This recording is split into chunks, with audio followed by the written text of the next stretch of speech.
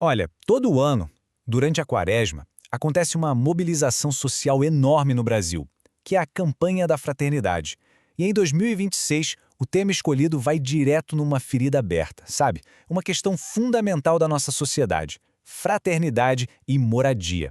Vamos mergulhar nisso para entender a profundidade e a urgência dessa mensagem.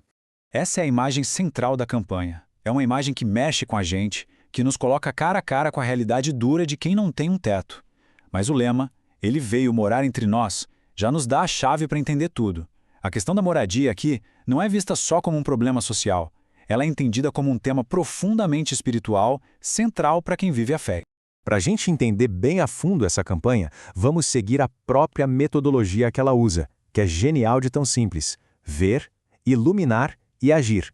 Então, primeiro, a gente vai ver a realidade como ela é. Depois, a gente vai iluminar essa realidade com a luz da fé, da tradição e, por fim, descobrir como somos chamados a agir. É um caminho que transforma o olhar em compromisso, sabe? Então, antes de tudo, é fundamental entender uma coisa. A campanha da fraternidade vai muito, mas muito além de uma simples arrecadação de dinheiro. Ela é um convite à conversão. E não é só uma conversão individual, não. É para ser uma mudança de mentalidade na comunidade e principalmente na sociedade, que nos faz questionar as estruturas que estão aí. E olha que não é de hoje. É um movimento com mais de 60 anos de história. Começou lá em 1962, numa cidadezinha do Rio Grande do Norte, e em só 2 anos já tinha virado uma iniciativa nacional da CNBB. Todo ano, ela joga a luz sobre um problema social específico, convidando a sociedade inteira para refletir e agir junto. Certo, então vamos para a primeira etapa do método: ver. E aqui o convite é para a gente ter um olhar que vai além do óbvio. Não é só constatar que existe uma crise de moradia. É investigar as causas mais profundas e as consequências que isso tem na vida de milhões de pessoas. É algo devastador. E a campanha já começa provocando a gente com essa pergunta, que é a base de tudo. A falta de moradia é só um problema econômico? A resposta, segundo a campanha, é um sonoro não. A perspectiva que ela traz é que as raízes desse problema são muito mais profundas, sabe? Estão fincadas em coisas que a gente normalizou e muitas vezes nem enxerga mais. E aí a gente chega num conceito central para essa análise: o pecado social. A grande virada de chave aqui é a mudança de foco. Não se fala do erro de uma pessoa, mas do sistema. São as estruturas injustas, as leis que favorecem a especulação, a nossa indiferença como sociedade. Tudo isso junto cria e perpetua a injustiça. E o pior é que chega um ponto que a gente acha normal ver gente morando na rua.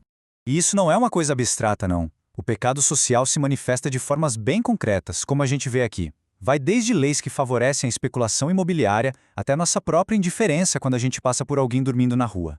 Cada um desses pontos é uma denúncia de um sistema que, na visão da campanha, rouba a dignidade das pessoas. Bom, depois de ver a dureza desse problema, a segunda etapa do método convida a gente a iluminar essa realidade. E essa luz vem de séculos de tradição e de reflexão da fé. Voltando para o lema da campanha, a ideia de um Deus que escolhe morar, que arma sua tenda no meio da humanidade, é o ponto de partida teológico. Isso eleva a questão, sabe? A moradia deixa de ser só uma necessidade material e se torna uma questão sagrada, um reflexo da própria natureza de um Deus que quer habitar com seu povo. E essa preocupação com justiça não é nenhuma novidade na fé cristã. Muito pelo contrário. Ela ecoa o grito dos profetas do Antigo Testamento que denunciavam com muita coragem as injustiças sociais do tempo deles. Ouve só a força dessa citação do profeta Isaías, escrita há quase 3.000 anos, e me diz se não soa atual. Ai de vocês que adquirem casa após casa, que anexam campo a campo até que não sobre mais lugar. É uma condenação direta à acumulação que exclui o outro. Isso mostra que a luta por moradia digna tem raízes bíblicas muito, muito profundas. E avançando na história, os primeiros líderes e teólogos da igreja, que a gente conhece como os padres da igreja ou a patrística, eles continuaram essa tradição profética, aplicando isso à realidade deles. E foram eles que desenvolveram um princípio fundamental da doutrina social da igreja, o destino universal dos bens. A ideia é simples e, ao mesmo tempo, revolucionária. Os bens da terra foram criados para o benefício de todo mundo. Isso quer dizer que o direito à propriedade privada não é absoluto. Ele tem uma função social e não pode passar por cima do direito fundamental que cada pessoa tem a uma vida digna. E essa frase de São João Crisóstomo, um dos padres da igreja, é demolidora. ele conecta diretamente o que se faz dentro da igreja com a ação lá fora, no mundo. Para ele, honrar a Deus é inseparável de cuidar de quem está sofrendo.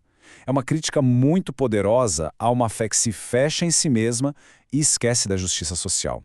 Então chegamos ao ponto central.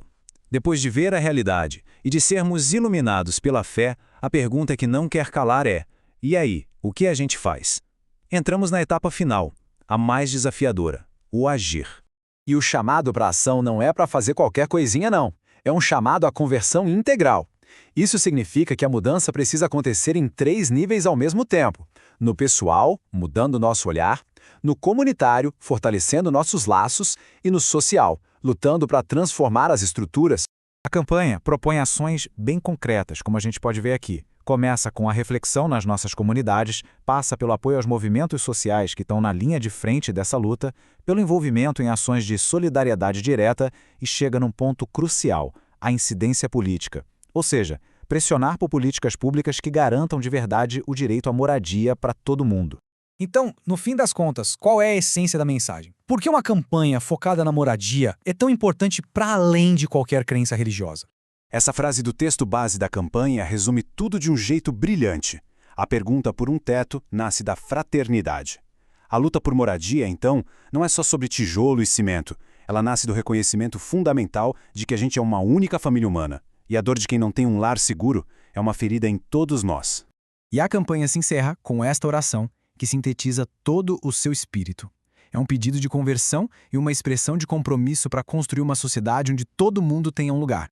A oração, no final, nos deixa com essa pergunta ecoando, que é também um apelo. Como a gente pode construir uma sociedade com o lar para todos? A campanha acaba oficialmente, mas o chamado dela fica, convidando cada um de nós a ser parte da resposta.